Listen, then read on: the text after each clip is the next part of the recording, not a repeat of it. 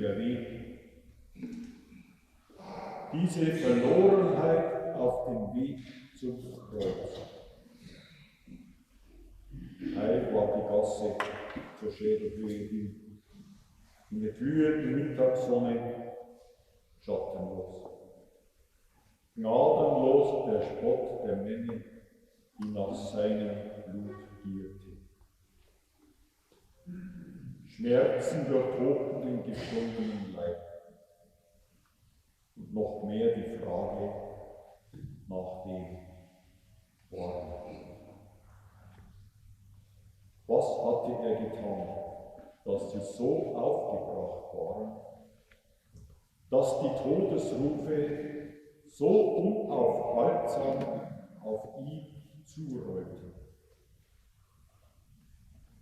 Der Plan des Vaters verschwamm in den blutigen Schweißperlen. Warum muss ich mich opfern für diese da? Werden sie sich ändern, wenn ich mich geopfert habe?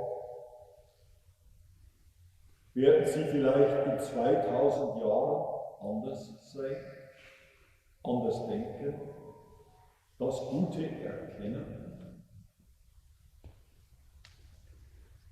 Finster und düster war es im Herzen des Kreuzträgers, als eine Hand die seine suchte und ein Kraftstrahl durch beide Hände floss. Ich bin bei dir, ich, deine Mutter, begleite deinen Weg, auch noch durch verwelkte Blüten und ausgetrocknete Felder. Ich halte dich.